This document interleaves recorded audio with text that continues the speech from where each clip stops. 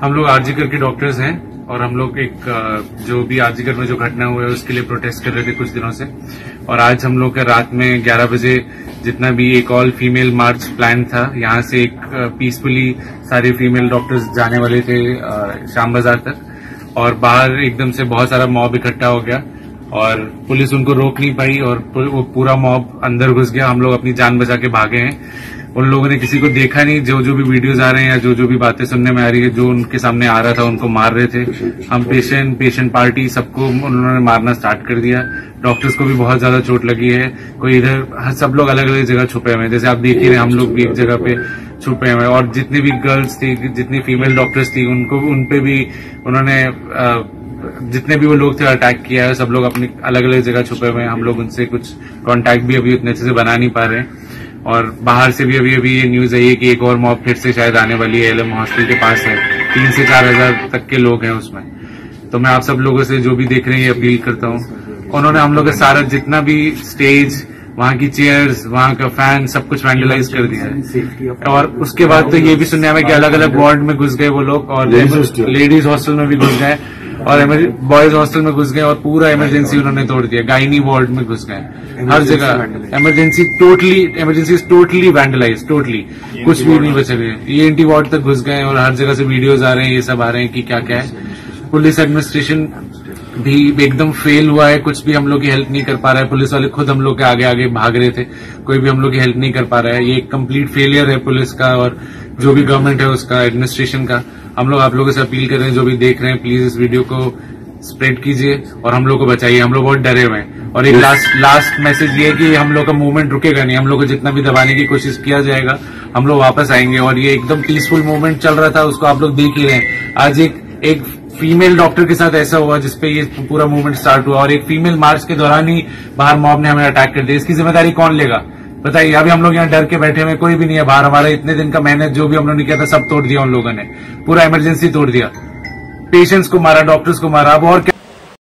तो बंधुरा देखुन, एटाई होच्छे आरजीकर, जे आरजीकर निये तोलपाड़ चलছে, যে আমাদের ছেড়ে চলে গেল, যে মানে অসুরের থেকেও নিধন করেছে। অসুরকেও বোধহয় এইভাবে মা দুর্গা ধ্বংস করেনি বা হত্যা করেনি।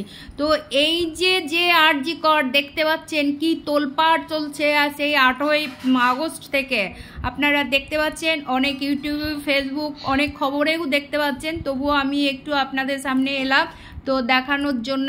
হয়তো আরও আগে দেখে ফেলেছেন, তাও আমার লেট হলো আপনাদের কাছে আসতে পৌঁছাতে। তা দেখতে পাচ্ছেন কীরকম, মানে তো বাইরে থেকে ভেতরে চলে আসা হলো। এই যে দেখানো হচ্ছে বা আমি দেখাচ্ছি, এই যে ভেতরের অবস্থাটা কীরকম ভেঙে চুড়ে তো গেছে, আমি মানলাম ভাঙাচোরা হয়েছে, কিন্তু জিনিসপত্রগুলো কোনো নতুনত্ব আছে যে একটা অত বড় নামকরা হাসপাতাল, তো এখানে পেশেন্টই বা কীরকমভাবে দেখা হবে বলুন?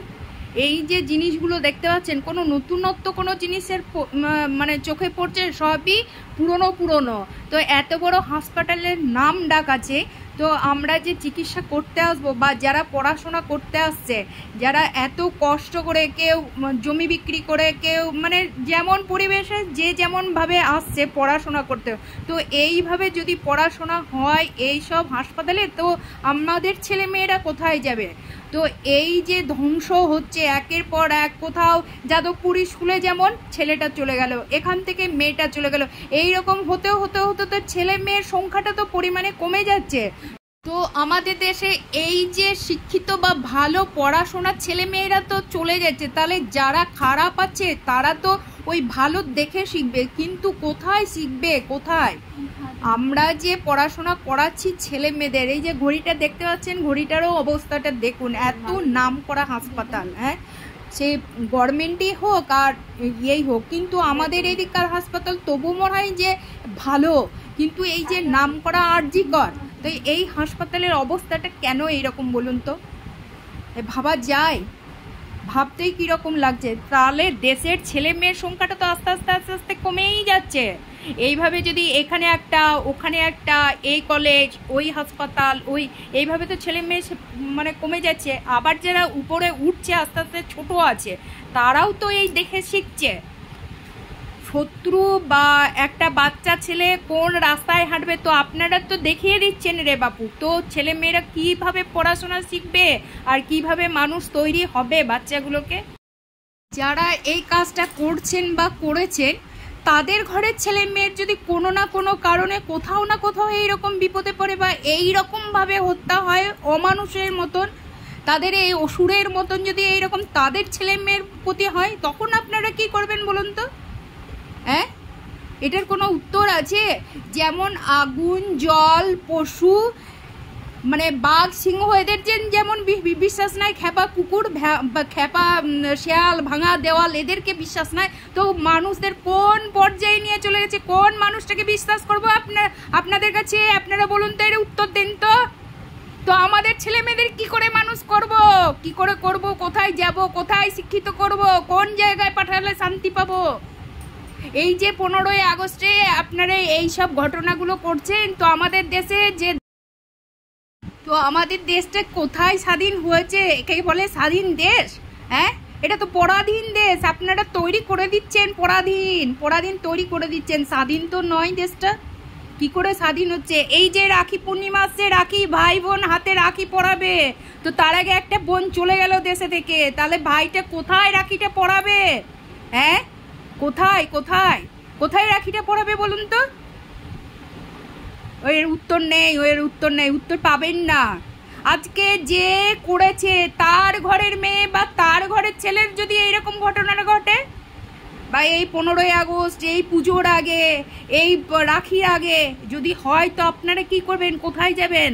হাই ছাড়া, কপাল চাপড়ানোর ছাড়া তো আপনাদের থাকবে না। থাকবে কি বলুন? থাকবে না।